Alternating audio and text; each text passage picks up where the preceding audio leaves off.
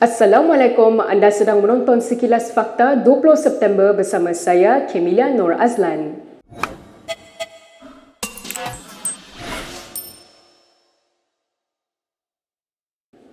Rafizi Ramli berpandangan akses bebas Najib Razak kepada dunia luar memberi kredibiliti kepada dakwaan bahawa dia menerima layanan istimewa. Timbalan Presiden PKR itu mengulas dakwaan layanan istimewa yang diberikan terhadap bekas Perdana Menteri itu yang dirujuk dengan kod nama Merpati. Dakwaan itu antaranya melibatkan pengubahsuaian ruang penjara untuk Najib dan rancangan untuk memindahkannya ke Hospital Rehabilitasi Ceras HRC bagi memudahkannya menerima tetamu dan mendapat kemudahan orang kenamaan. Bercakap kepada Malaysia Kini, Rafizi berkata dia pada mulanya enggan mengulas mengenai perkara itu, namun kemudian mengubah fikirannya. Tambahnya, tulisan-tulisan Najib di Facebook tidak menggambarkan keadaan kesihatannya yang teruk, malah dia tidak sepatutnya mempunyai interaksi dengan dunia luar. Sehubungan itu, Rafizi menggesa Perdana Menteri dan Menteri Dalam Negeri untuk menjelaskan perkara itu. Malaysia Kini telah menghubungi Kementerian Dalam Negeri, Jabatan Penjara dan Wakil Najib untuk mendapatkan penjelasan mereka. Untuk rekod semasa dipenjarakan, Presiden PKR Anwar Ibrahim juga pernah dimasukkan ke HRC. Rafizi bagaimanapun berkata kes itu berbeza kerana Anwar telah menghabiskan masa beberapa tahun di dalam penjara sebelum dipindahkan ke HRC serta mempunyai alasan perubatan yang sah. Seorang pemimpin PKR membidas sikap saling menunding jari di antara bekas Perdana Menteri Muhyiddin Yassin dan penggantinya Ismail Sabri Yaakob. Timbalan Ketua Penerangan PKR Chua Wei Kiat berkata ini kerana sebenarnya kedua-dua pemimpin itu sama-sama gagal menguruskan negara. Chua berkata demikian sebagai merujuk kenyataan Muhyiddin semalam yang menganggap Ismail gagal sebagai Perdana Menteri apabila masalah ekonomi negara terus memburuk. Ekoran itu kata Muhyiddin, mungkin ada keperluan untuk mengadakan PRU lebih awal agar sebuah kerajaan baru yang lebih cekap dan bebas rasuah dapat dipilih rakyat.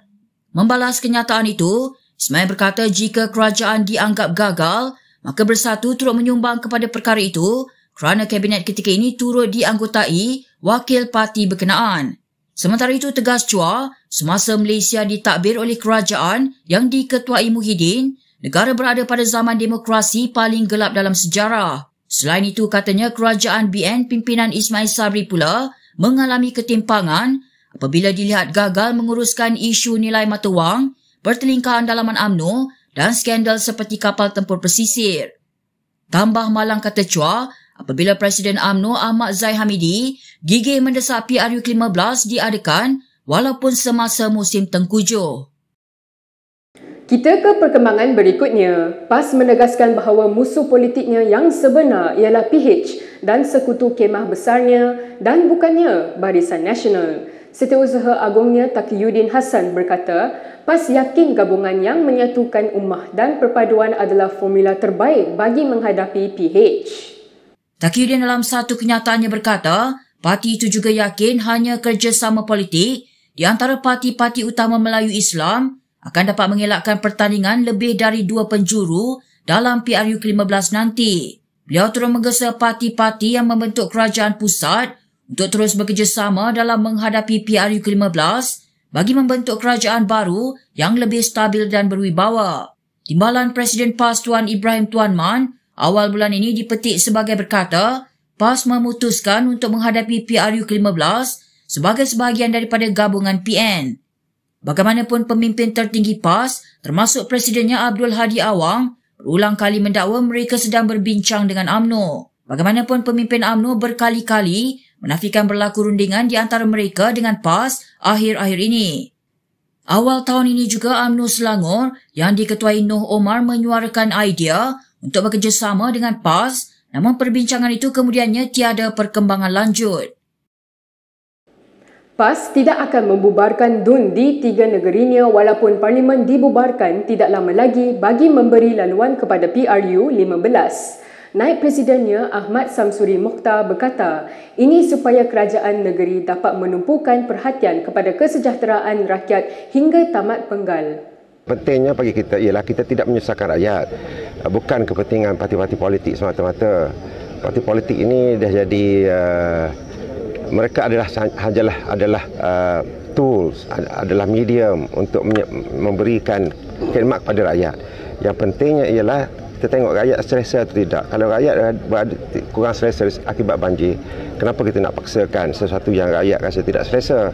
Kita biarkan suasana ekonomi berkembang dan sebagainya. Itu pandangan peribadi saya lah. Samsuri berkata demikian ketika diminta mengulas mengenai gesaan Presiden UMNO Ahmad Zahid Hamidi agar PRU ke-15 diadakan secepat mungkin. Zahid yang juga pengerusi BN dalam ucapannya sebelum ini menyatakan kesediaan gabungan itu berdepan pilihan raya walaupun ia diadakan pada musim tengkujuh. Berita seterusnya, permohonan Parti Muda untuk menyertai Pakatan Harapan akan dibincangkan dalam mesyuarat Majlis Presiden gabungan itu esok. Setiausaha organisasi DAP Steven Sim mengesahkan mesyuarat itu akan diadakan pada jam 3 petang esok di Ibu Pejabat PKR. Menurut Sim, selain membincangkan hasrat muda, mesyuarat akan turut memuktamadkan rangka jawatan kuasa yang akan ditugaskan untuk berunding dengan parti itu. PKR sebelum ini dilihat tidak begitu cenderung dengan penyertaan muda, berbeza dengan DAP dan Amanah yang lebih terbuka.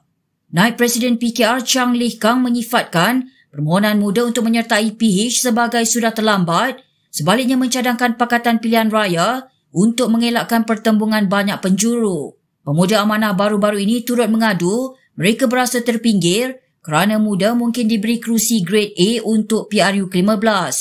Bagaimanapun pemimpin tertinggi Amanah dan DAP iaitu Muhammad Sabu dan Anthony Loke mengalu-alukan permohonan muda ke dalam PH.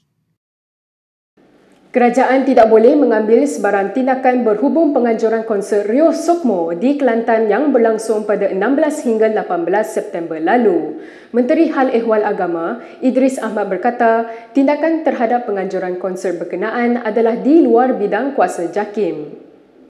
Berita Harian melaporkan, Idris yang juga naib Presiden PAS itu berkata, dia menyerahkan kepada Kerajaan Kelantan untuk menyiasat jika ada sebarang pelanggaran undang-undang di sepanjang penganjuran konsert itu.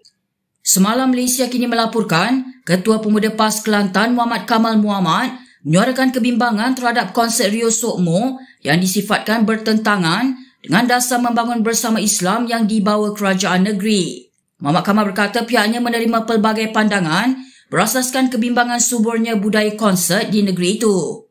Konsert Rio Sokmo bersama Selcom menampilkan persembahan daripada artis terkenal tanah air seperti Wings, Ramli Sarip, Kugiran Masdo, Faizal Tahir dan ramai lagi.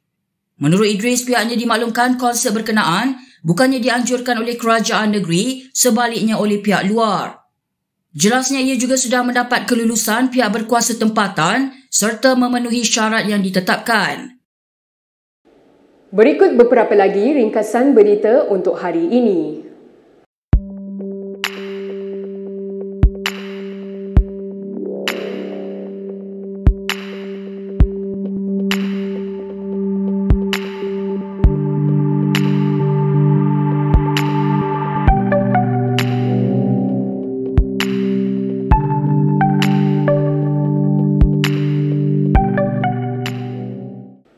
Sekian sahaja daripada saya, Kemilia Nur Azlan untuk Sekilas Fakta. Untuk lebih banyak berita, anda boleh melayari kinitv.com. Anda juga boleh mengikuti kami di Instagram, Twitter, YouTube dan Facebook. Salam hormat dan selamat menyambut Hari Malaysia yang ke-59.